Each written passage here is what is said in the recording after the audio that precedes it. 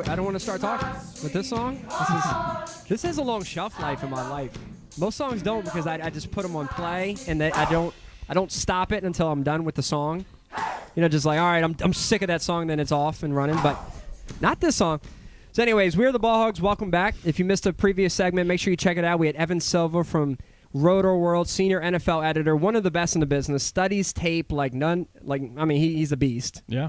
I mean, you sit there and you name any name minus Keon Lattimore, and he's all over it. He knows every single thing about he knew Keon Lattimore was. I just said it wrong. What was the guy's name from the program? I don't know. I think that was. It's been a while since I've seen that. Google. I think that was also something Lattimore. At first I was like, Google that. About the government One thing interesting is to find out the differences when we talked to Ben, who's I think a little bit more local. Yeah. Because he did mention three guys as just what he thought, or which direction he thought the Redskins could go. Only one of them secondary help, and that was Darius Slay, a cornerback. That's true. Other was a tackle and a wide receiver. So and one thing I want to talk about eventually is that the Redskins, don't they always seem to draft a position that we are already stacked at, or they draft a player that just makes you scratch your head? I mean, even Cousins last year. Larebus. Early, but Larebus was the. You could use the inside help. I mean that, but yes, agreed. We reached for him. Though. Agreed. It wasn't that we reached for the need. Agreed. The need was there. We just reached for him. So coming up here in a few minutes, or any minute now, Ben Standig from Comcast Sportsnet. He actually, the Huddle Report, which does all the mock drafts, puts them all together. Ben Standig got 12 of 32 picks right, which was the highest among everyone on the site. Look at that. So he's like when last year. He got how many? He got 12. I think it was 12 out of 32, which was the highest. Really? Which was Let's acknowledge the champ. Let's acknowledge the champ when we get him on. Yeah, it's on his Huddle Report 2012 NFL mock draft champ. He's got a unique Twitter account. I'm like, he's got like the tennis court as the. Well, he does a little bit of everything. He does a little bit of everything. This weird, the opera. He obviously works background. for fantasy football, the Toolbox. Comcast Sportsnet. The Toolbox. The Toolbox. He does the AP. I've seen him we've seen him at the Wizard stuff. He's always at the Wizard stuff, but he covers the Hoyas. He was at the Orioles game covering those the other day. Jack of all trades. I think if you work get you excited. I think if you work for the AP, you just kind of do. Oh yeah, they're just like, all right, you go there, you go here, that type of thing. So, but let's when we get Ben on, let's really dig into what the Redskins' plan of attack is, because you look at our team, safety position, major need, but that doesn't necessarily mean that is not chalking it up that we are going safety, because Shanahan has shown that to benefit him sometimes and not to benefit him other times. He's going to do what he wants to do, and he's not afraid to make a risky pick. He's not afraid really what people think, per se. I mean, he'll draft whoever he wants to draft. And him and Bruce Allen, I mean, they have a plan, obviously, but he's had some good drafts. He's been good, I guess. They have been good. Yeah, they've been good. Last 3 years, yeah. Yeah. I mean, obviously, when last year's draft, when you get RG3, obviously always helps you. Sure. Always helps you. When people look back, like, well, no matter what he does, people are like, well, he got RG3. But then 2 picks later, you draft his backup, head scratcher. Even a Niles Paul. Well, not so much head scratcher anymore. I believe at the time, you already have Cooley and Davis or some mixture of the two. Well, at the time, Niles was a receiver at the time. So. Well, he wasn't, right. Yeah. Okay, good, you're right. Good point. But he did draft 2 first, or he's drafted 3 Pro Bowlers. Right. Trent, Kerrigan, and RG3. Mm-hmm. And let's be honest, the Kerrigan pick was Morris a Pro Bowler last year too? No. Lorenzo, and I think it was Lorenzo, London, and RG. Well, you always forget about the Pro Bowl because by the time the Pro Bowl happens, oh yeah, they're on they're like 19th guy. Like they're calling me. They're like, you doing anything? Congratulations, folks! Yeah. You are a 5th alternate. Yeah. Now, but Kerrigan, give him credit. Remember our draft party for the Ryan Kerrigan People pick? almost burnt down the restaurant. People, like, I had the video waiting for the reaction because we traded down to, 13? Twice. We traded down twice. Yeah. We traded down. I think we got Kerrigan. It was at 13. No? I think it was like 16. 16. I think it was 15 or 16, yeah. Really? Okay. Well, we got him 13 or 16. I've been wrong before. I have the camera ready. All right. The pick goes up out of Purdue, Ryan Kerrigan. And the faces are just They're just stone face, jaw drops. Well, see, but you know what? Who? Never What? heard of the guy. Who? What? But that's when you look at these drafts. A non-sexy position, and he's white. That's a triple whammy for It is a a big triple crowd. whammy. For a big crowd. Great guy though. I spent a lot. Oh, he was at the fantastic. softball game this weekend. The big train. And he's been an absolute stud on the field. He so. rode. But this is why you can't. When you look 25 at these, miles on a bike ride. when you look at these names and you talk about the positions, you look at them for what you know. You can't read too much into them because a lot of guys like us who are hating on Ryan Kerrigan, all of a sudden, you don't realize what you have there. So coming up here any minute, Ben Standig from Comcast Sportsnet. We may have to send him a little reminder. People love standing us up. It's kind of sometimes His name is actually close to standing. Yeah. Ben standing us up. Yeah, that's right. Ben We have to tweet that Standig out. does stuff. on our have to big tweet that out for big TV day here, Yeah. big video day. But I'll hit don't up. worry. This I don't know if this is just in, but I just saw a Roto-World update that Jason Lockenfora says the Eagles could select outside linebacker Barkevious Mingo.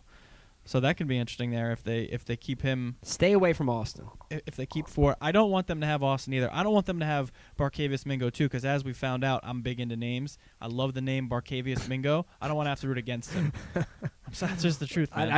I need you to repeat it because I don't even remember what it is. His name is Barkevious. Barkevious. Like bark, like well, I'm not calling him a B-A-R-K. dog. He's a lot bigger than me. B-A-R-K. Barkevious Mingo. Yeah. Oh, gosh, I don't even know what to say. Yeah. I don't even know what to say. I think he has a nickname Barkevious. though. I don't remember exactly what it is, but Is it like Dave? no. He doesn't go by Barkevious. He goes by something else. So let's say we go. Let's go back to Evan's comments about the Redskins. Yeah. Well, I think the important question for fans, because there are three big ones right here. We've been told, and how interested the Redskins are in getting secondary help. Are we upset if they go a different direction with their first pick? Of course, that second. I mean, round they pick. seem pretty. I've heard a lot of people talk about this wide receiver. Not a wide receiver position. So is it just one of those things where you just try to outscore them type of idea? Possibly. What? Listen, when I read the wide receiver thing earlier today, Mhm. all right, because Hogs Haven had a post about it, and they said, don't be surprised if we go wide receiver. And I understand that theory and that train of thought there. Let's just keep piling up on the offense. But I want to remind everybody, all the Redskins nation, our turnaround did not really have anything to do with the offense. Our turnaround came when our defense stopped stinking. Remember, we were historically bad. And I like the gusto you have for saying that, but I can't back you up on that. why? Well, we'll come back to that, but look at the stats. Our defense was historically bad. They started clamping down, and we started winning games. You don't think that has to do with the position the offense put them in? We'll talk about that after. So, Interesting. anyways, we want to welcome to the show Ben Standig from Comcast Sportsnet and a variety of other places you can find his work, the AP, Fantasy Football Toolbox, a whole bunch of places. The toolbox. And is nice. also, Ben, before I bring you on here officially, the champion of last year's mock draft, according to what Wilkes just shared. Ben, correct me if I'm wrong, did you get 12 out of the 32 picks correct last year? I believe I dorked it up to that degree, yes. Ben, there you go. Well, Ben Standig, that's your introduction. Welcome to the show. Guys, I really appreciate it. I apologize for getting on late, lost track of time, but I'm glad to be here and talk draft. Fair enough. No, it's all good. We're excited to have you. Absolutely. So we're just going to hop right into it, especially, really going to talk about the Redskins here to start off with. Kind of give us what you think is going to happen with that 51st pick. Well, I guess it's sort of of two minds. Is that whole you take the best player available, you don't sort of try to jam something, try to jam a need, into a situation where maybe there are better players on the board. You got that whole dynamic. But at the same point, you've got holes to fill, and obviously the Redskins don't have really any money in free agency to play with. So on some level, it does kind of seem to me that you've got to take the best player that fills a specific need. Safety's been the position that everybody's been talking about for weeks. I'm totally down with doing that. I think probably you could make an argument that Redskins have the weakest safety pair in the league right now. Unfortunately, this is considered to be a pretty strong draft class for safety. Guy DJ Swearinger from South Carolina is a guy that I've had in my two-round mock on FF Toolbox for a while.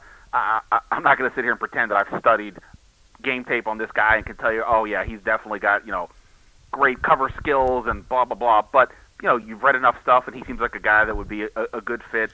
There's a few other safeties there as well. Like I said, I'm cool with that. Other people want to say linebacker, you want to say offensive line, that works. The wide receiver doesn't work so much for me, but to me, safety would be a pretty logical place to go. I just got to bring up one thing you said. Even in your FS toolbox, when you said they arguably have the worst starting safety tandem in the league, I don't think that's much of an argument. I think they, in fact, do have the worst starting safety tandem in the league. So. Ben covers the team. He's got to be careful. Well, yeah, exactly. I was trying to be. Since I hadn't, maybe there's somebody out there who's got a more terrible combination. But yeah, the Redskins scenario is not good. I mean, I can't believe Reed Dowdy is still in the mix after all these years.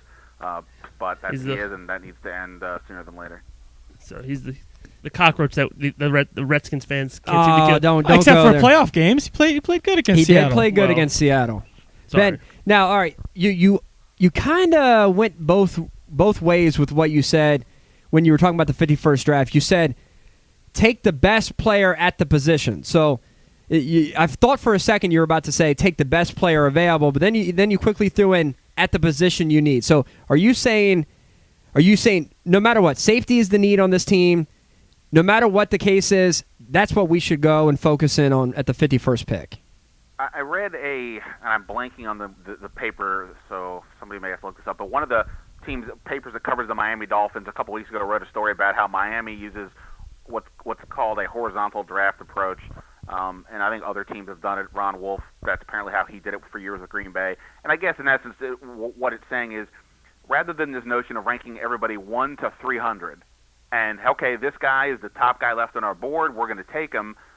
I guess the horizontal approach is essentially, it's sort of the same deal, but we're only talking about within the specific positions that we need.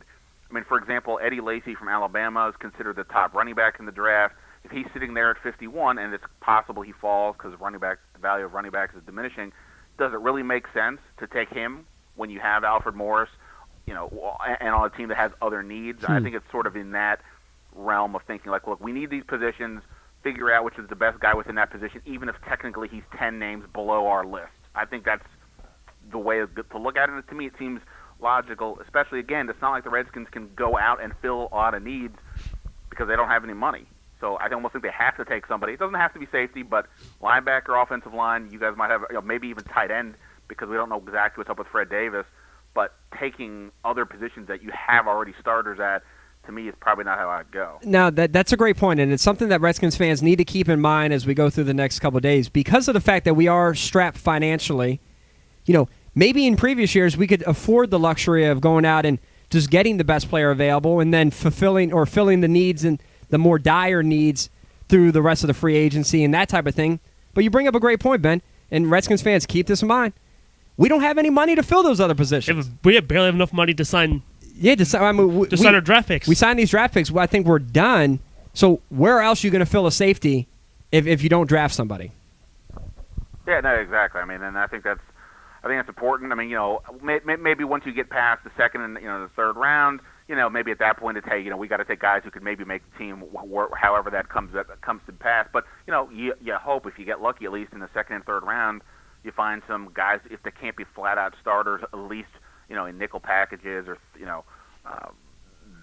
swing man on the offensive line or whatever, guys who can at least play some amount. I think that's important, and I mean that's why I've seen. I don't know if people are really saying the wide receiver is a possibility. I know that Mike Mayock on a recent conference call, maybe somebody asked him directly, I'm not sure, but there was a discussion about receivers that the Redskins could take, and I just sort of look at that and I'm like, wait they just got Pierre Garçon, who, if he can stay healthy, he looks great. They spent money on Josh Morgan. Maybe he wasn't the best, but they made that investment. You still got Santana Moss. And you drafted Hankerson in the third round just 2 years ago. Well, right. I mean, I personally, I don't like investing a lot of assets in terms of like the 53-man roster and finances into the wide receiver position, and it feels like the names we just said, they've already done a decent amount. So that seems to be workable. Plus, if RG3 is healthy, which is obviously the whole season ties to that, but if he's good to go, the point of having a quarterback like that is you don't necessarily have to go out and draft a Pro Bowl Pro Bowl at receiver, his presence will help that guy become good. We've seen it with Peyton Manning and Austin Collie. Tom Brady for years had nothing at receiver. I'm not saying that RG3 is in that category yet, but that's what is supposed to happen when you have that kind of a quarterback. So I would hope receiver is off the table, at least in my opinion. That's the power of Mike Mayock right there. Exactly. Now, Ben, I'm just reading an update here that says the Jaguars, obviously don't know if this is true or not, but they've removed 10 to 12 prospects off their board because of character issues. So a couple questions here. First, kind of where does Mike Shanahan and Bruce Allen stand with guys that come into the draft with character issues? And again, reverting back to the fact that we're in a different situation with the limited cap room, let's say a guy with character issues drops. Could this be an opportunity, and could this be the year that the Redskins take a chance on them, because they've almost fallen into their lap because of their issues? I guess the term character issue is sort of a catch-all phrase, right? Because I can think of what some people might consider to be a character flaw, whereas you and I might be like, really? I don't think that's that big of a deal at all. Yeah, like he plays video games or something. I'd be like, that's pretty cool. That's normal. Right, exactly. I mean, there's a lot of been talk about Tyrann Mathieu with his issue with pot and so on, but as a societal topic, that is not nearly the issue that it was 5 years ago, 10 years ago. So depending on who you are and how you think of the world, that may not be as big of a deal. So sort of that catch-all phrase is kind of hard to say, but I think on some level, I mean, like, look, if Tyrann Mathieu was there in the second round, I mean, cornerback I didn't mention that, but that's another position that they need on some general level. If they felt he was the best player, I would say knock yourselves out and go ahead and make that kind of a call. I think there's obviously two factors here. You're factoring in the 2013 season, and you're factoring in 5 years down the line. So you don't want to just pick a guy who you think can help you today, but his upside is fairly limited. But at the same point, I wouldn't worry. If you think the guy can play, the character issues would have. There are certain topics that I would be fearful of, but I don't know if I've heard of too many of guys with crazy stuff this year compared to some other guys we've heard. With the exception of Matthew, obviously. Yeah. I mean, he's one there. I mean, Alec Ogletree, the linebacker out of Georgia. I mean, you definitely hear some stuff about him. I don't think the Redskins will be in a position to worry about him because he's probably going in the first round. Now, as long as people don't say, well, you know what, our locker room is strong enough to control that, because that is one statement that just irks me. Well, because look at our team. Our locker room. Have you heard the Tyrann Mathieu stuff? Like, he's talked about how he's been smoking weed since he's 13. Oh, he is. And he uses it as a coping mechanism. It's his best friend. That's great. Yeah. I mean, but listen, our team has been as far as littered with drugs and stuff like that. As far as our locker room is not enough to clean this guy up. And I know Ben's talking about character issues. I would say someone who's been smoking weed since 13 and uses it as a coping mechanism. Yeah, that's tough. That's a character issue. Oh, no, that's a lifestyle. There's definitely a difference between recreational use and habitual. I can't make the day without it. This is the point. The point of this, the draft. Unlike the rest of us who sit here and do these mock drafts, I look at a list and, that looks interesting, let's put that guy there. The NFL teams and the Redskins are supposedly talking to the players, to their agents, to their families, to whatever, their college coaches. So hopefully they're on top of these things. Look, we've seen guys over the years who had quote unquote character issues. Warren Sapp fell in the draft, Randy Moss fell in the draft, and obviously, those guys worked out. And there's, guys that go the other way. So it's sort of this is where teams do their homework for issues like that, and hopefully that's what the Redskins have done. All right, so Ben, I actually have a kind of a crazy theoretical question for you. We had Evan Silva on in just our previous segment. Obviously, I think you know him from Roto World. I'll wait to give you his answer, but let me throw this at you. The Chiefs, #1 overall pick this year. Apparently, they've said that if they keep it, they'll select the Texas A&M tackle Luke Joeckel. What if it was like baseball and they could pass on their pick this year? Sort of like how baseball, if you pick but don't sign them, you get the same pick the following year.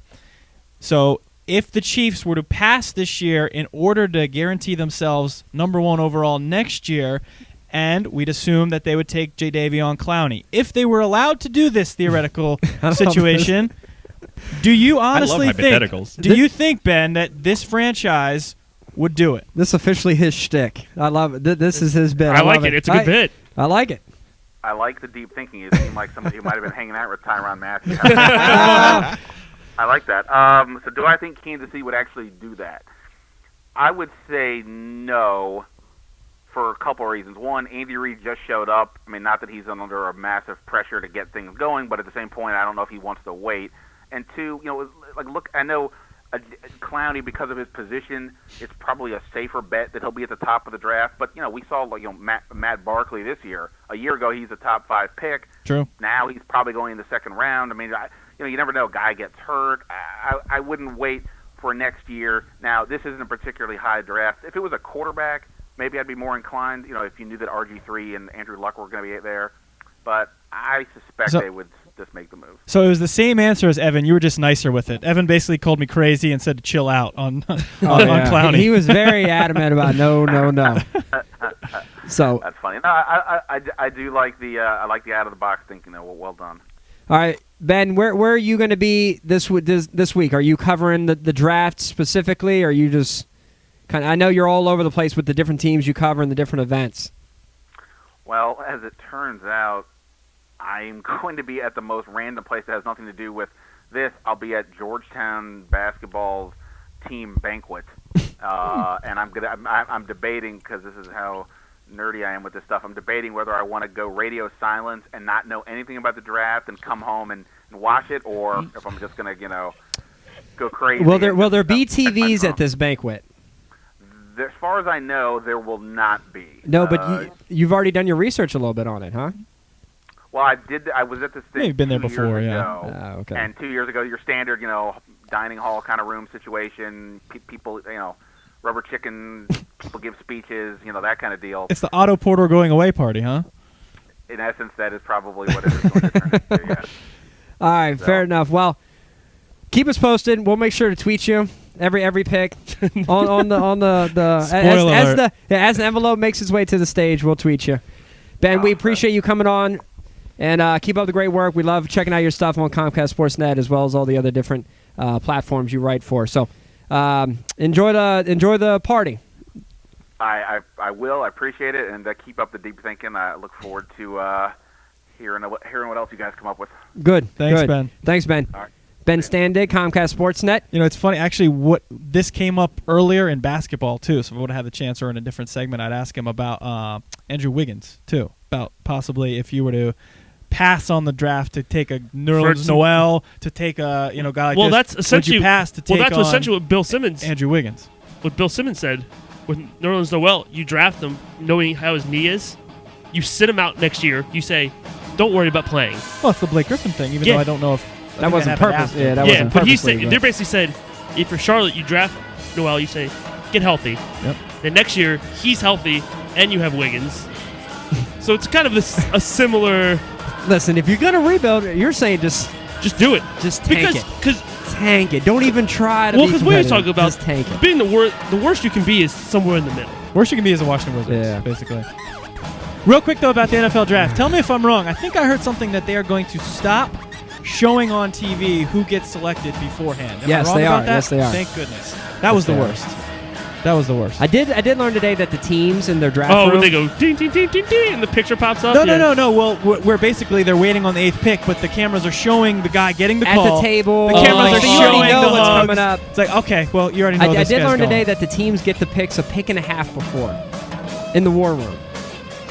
Really? Yep. I was listening to... But what about a Minnesota Vikings situation a couple years ago where they didn't take you? All I know is I was listening to the Big Lead podcast with Jason McIntyre and he had Yahoo's Mike Silver.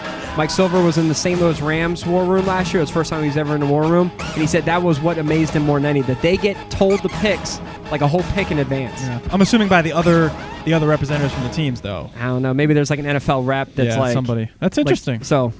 Not totally surprising. I need to get into this Vikings thing now. Because that means they really screwed it. Yeah. Anyways.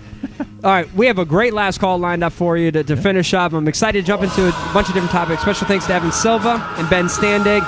We are the Ball Hogs, back in a few.